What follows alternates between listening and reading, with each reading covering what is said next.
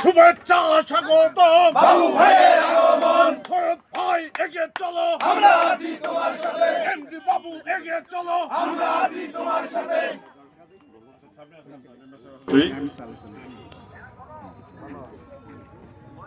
আমি আসলে শুরুতেই কি ভাষায়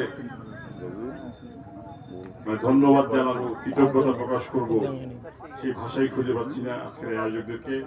আমার ওই জন্য আমি একটু অনুরোধ করলাম যে আপনাকে আমার পাশে দাঁড়ান। হ্যাঁ, কারণ যাই বলি না কেন আজকে আপনারা এই বলার প্ল্যাটফর্ম তৈরি করে দিয়েছেন এবং আমার অতি প্রিয় ধর্মপালবাসীদের সামনাসামনি হওয়ার সুযোগ করে দিয়েছেন। তো আমি শুরুতেই উপস্থিত সবাইকে আমার সালাম জানাই। আসসালামু আলাইকুম। সনাতন ধর্ম ভাইদের প্রতি আমার আদাব ও শুভেচ্ছা। আজকের এই ধানের শীষের প্রচারণা সভার সম্মানিত সভাপতি, আমার সাথে জাতীয়তাবাদী শক্তি, জাতীয়তাবাদী পরিবারের জেলা, উপজেলা, ইউনিয়ন, বিভিন্ন অঙ্গ সংগঠনের বিভিন্ন পর্যায়ের প্রাণপ্রিয় নেতৃবৃন্দ, আমার অগ্রজ শ্রদ্ধেয়, তারা কষ্ট করে এখানে এসেছেন, দীর্ঘক্ষণ ধরে এখানে বসে আছেন, বক্তব্য শুনছেন এবং আপনাদের ধৈর্য দেখে আমি অবাক। আপনাদের সবাইকে আমার অন্তঃস্থল থেকে আরেকবার ধন্যবাদ ও মোবারক জানাচ্ছি। আর আমার মা বোনেরা, আপনারা যারা বসে আছেন, আপনাদের এই গুচ্ছগ্রামে আমি এর আগে অনেকবার আসছি। 2008 সালে কি ছিল এটা? হ্যাঁ। তো আসলে আমাদের কিন্তু যে উদ্দেশ্যে এখানে আসা, যে আমরা তো স্থানীয় এমপি চাই এবং আমাদের মা বোনদের মনের মতো এমপি যাতে হয় সেই এমপি চাই, এই জন্যই আসলে এখানে আসা। কি বলেন আপনারা? যাতে ওনারাও যে সরাসরি এমপি সাহেব যিনি হবেন, নির্বাচিত প্রতিনিধি যিনি হবেন, তার সাথে সরাসরি তাদের কথা বলতে পারেন। এখানে আমার শ্রদ্ধেয় বড় ভাই অগ্রজ বিভূতিভূষণ হোসেন দা কিছু কথা বললো, আগে নিজেদের সমালোচনা করে নেই। এখন যেটা আমি বলতে চাচ্ছি সেটা হচ্ছে বাংলাদেশ জাতীয়তাবাদী দল, বিএনপি এবং বিএনপির বিভিন্ন অঙ্গ সংগঠনের যারা নেতৃবৃন্দ আছেন, যারা আমার কথা শুনছেন, আমি তাদের উদ্দেশ্যে আগে বলি যে আমার সৈয়দুল সাহেবকে আপনাদের কোনো কারণে পছন্দ নাও হইতে পারে, ওনার ছেলেকেও পছন্দ না হইতে পারে, তবে আপনারা ভুলে যাবেন না আপনার আমার সবার নেত্রী, দেশ নেত্রী বেগম খালেদা জিয়াকে কিভাবে কারাবাসে নিয়ে, কারাগারে নিয়ে তাকে মেরে ফেলার ষড়যন্ত্র করা হয়েছিল, কিভাবে আরাফাত রহমান কোকোকে মেরে ফেলা হয়েছে, কিভাবে তারেক রহমানকে নির্যাতন করে আজকে লন্ডনে পাঠিয়ে তাকে 17 বছর ধরে নির্বাসনে আছে, সে দেশে ফিরে আসতে পারতেছে না। আমার জাতীয়তাবাদী এই শক্তির ভাইরা, আপনার সৈয়দ সাহেবকে পছন্দ না হোক, ওনার ছেলেকে পছন্দ না হোক, কিন্তু ওনারা যেটা করতেছে সেটাকে আপনারা ডিসকাস করেন না। আপনারা দলের সাথে বেইমানি করেন না, আপনারা ধানের শীষের সাথে বেইমানি করেন না। এখন সব কিছু পরিষ্কার, কে কি করছে না করছে, কার কি কর্মকাণ্ড, সব কিছু কিন্তু খোলাসা হয়ে যাচ্ছে। আপনারা অন্য কোনো ষড়যন্ত্র না করে, আপনাদেরকে করজোরে বলছি, বিনয়ের সঙ্গে বলছি, দলের কারণে বলছি, আদর্শের কারণে বলছি, আগামী বাংলাদেশের জন্য বলছি, আপনারা আসেন একসাথে আমরা ধানের শীষের পক্ষে কাজ করি। ভাইরা আমার,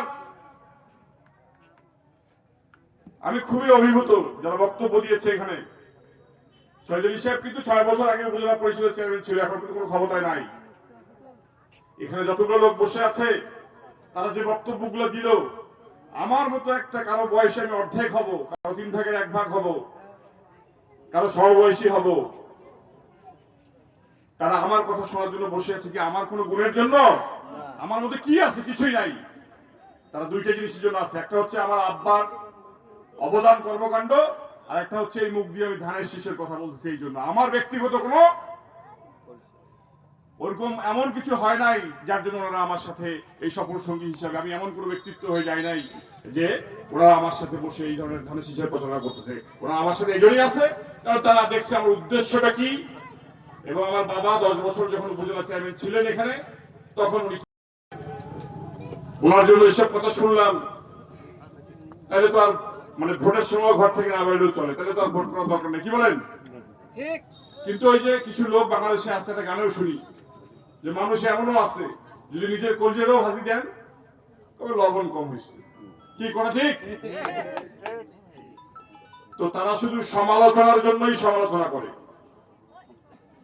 একটা মানুষের কোন কর্মকাণ্ড নিয়ে কিন্তু সমালোচনা করে না। আমরা বিগত 54 বছরে জনঢাকায় কোন স্থানীয় প্রতিনিধি পাই নাই, যাদেরকেও পাইছি তারা স্থানীয় কোন মানুষের জন্য সেইভাবে কোন কর্মকাণ্ড করে নাই।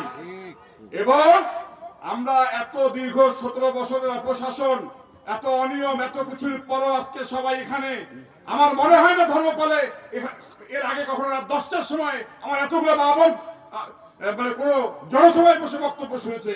কারণ তাদের মধ্যেও আজকে চাহিদাটা তৈরি হয়েছে যে আমরা আমাদের এমন একজন নেতা তৈরি করব যিনি আমাদের কথা শুনবেন, যাকে আমরা যদি ভোট দেই সেই আমাদের ভোটের আমানতদারি করবেন, যার জবাব দিতে থাকবে, যাকে আমরা জিজ্ঞেস করতে পারবো যে আপনাকে ভোট দিয়েছি, আপনারা আমাদের জন্য কি করলেন বা এই কাজটা কেন করে দিলেন না। হ্যাঁ, ভাড়াটিয়া এমপি, হ্যাঁ ভাড়াটিয়া এমপিদেরকে নিয়ে সেদিনকে যদি বলো শুনলাম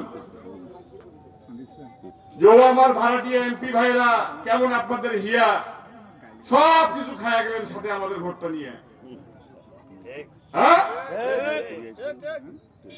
আমার মনে পড়ে না যারা বিগত আমলে এমপি ছিলেন, কোন কারণে তারা নির্বাচনে হেরেছে, তাদের কি এই এলাকায় কি জনঢাকায় কি একজনও মানে মনের মতো মানুষ তৈরি হয় নাই, পরিচিত তৈরি হয় নাই? আপনারা দেখছেন যে উনি এমপি ছিলেন আগে, এখানে কেউ মারা গেছে, একজনকে মাটি দিতে আসছে? চৌধুরী সাহেব যদি ঢাকায় থাকেন, যদি বলে ধর্মপাড়ায় অমুক একজন লোক মারা গেছে, আমাকে ফোন দিবেন, বাবা তুই কই? আমি যদি বড় ঘাট থাকি, জলঢাকায় থাকি, আমাকে জানাজার নামাজে আসতে হয়।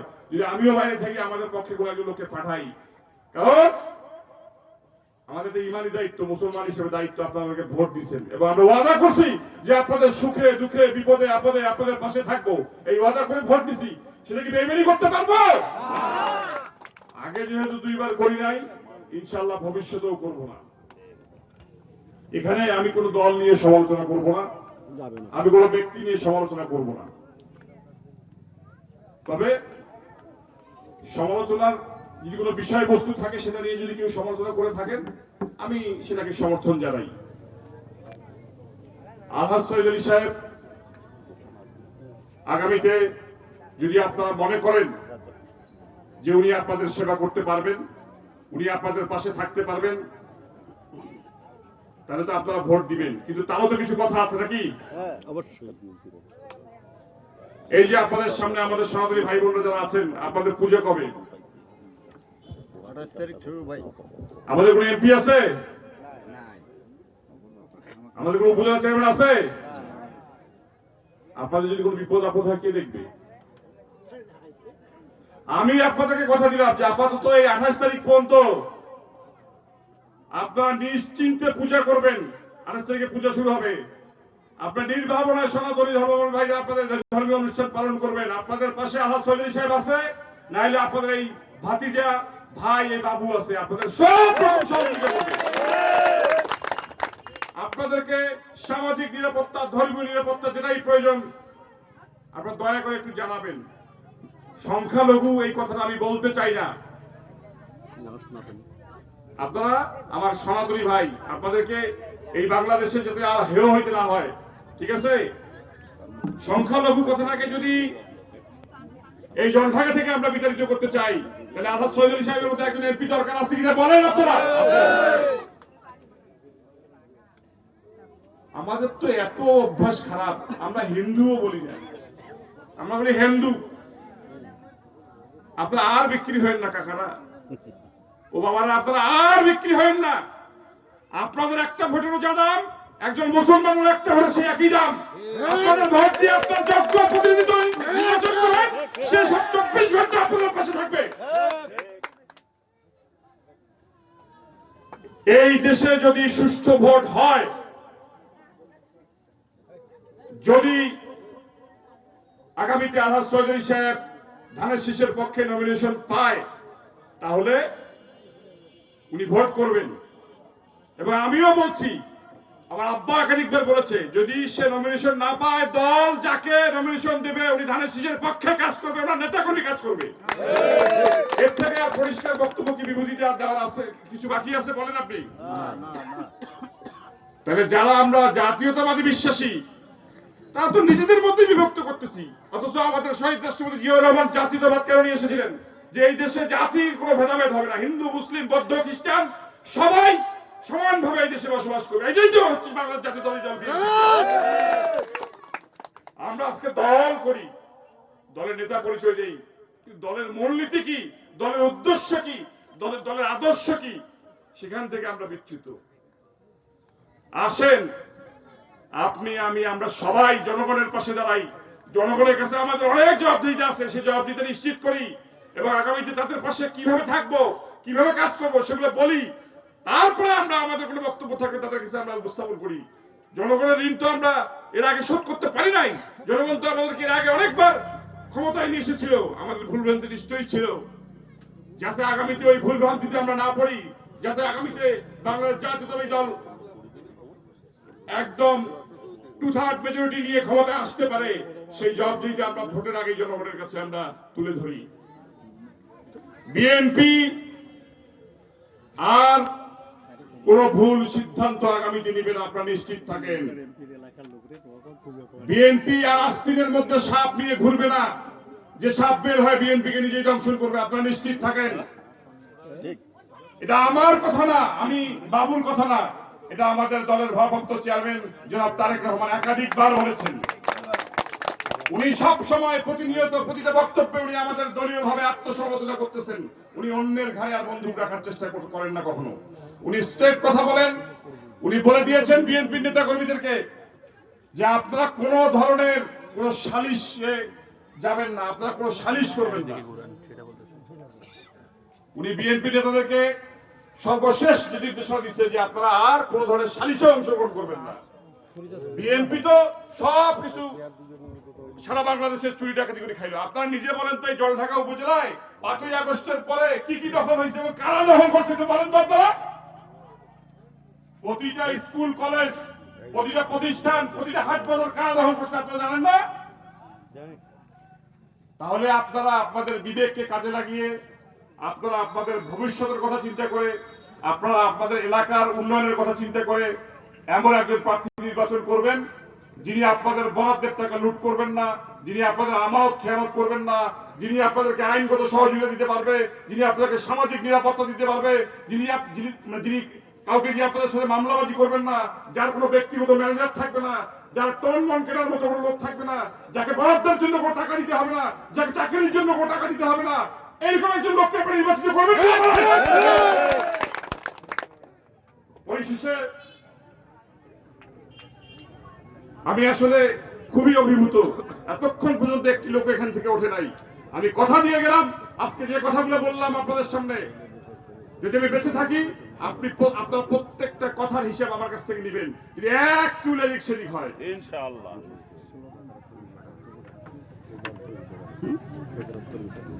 সেটা তো মাথায় আছে, যেহেতু এই আমি আশ্রয় প্রকল্পের কথা বলছি, আমার আব্বা নিজেও তার বক্তব্যে বলেছে যে আমরা শিক্ষা এবং যে কোনো ভাবেই হোক, যে কোনো পদ্ধতিতে হোক, আমরা কর্মসংস্থানের ব্যবস্থাটাকে সর্বোচ্চ গুরুত্ব দেব। পরিশেষে আপনাদের সবার সুস্বাস্থ্য কামনা করে দেশনেত্রী বেগম খালেদা জিয়ার জন্য আপনারা দোয়া করবেন। সকল ষড়যন্ত্র অবসান ঘটিয়ে যেন আমাদের দেশনায়ক তারেক রহমান দেশে ফিরতে পারে, আমাদের এই নীলফামারীর অহংকার শাহীন ইসলাম তুহিন ভাইকে যেন আমরা আগামীতে নীলফামারী 2 থেকে নীলফামারী 1 থেকে ওনাকে আমরা ধানের শীষের প্রার্থী হিসেবে জয়লাভ করে নিয়ে আসতে পারি এবং নীলফামারী 3-এর দায়ভার আপনাদের উপর আমি ছেড়ে দিয়ে আমার আব্বার জন্য দোয়া চেয়ে সবাইকে ধন্যবাদ জানিয়ে আমার বক্তব্য শেষ করলাম। বাংলাদেশ জিন্দাবাদ, বাংলাদেশ জাতীয়তাবাদী দল জিন্দাবাদ। ধন্যবাদ।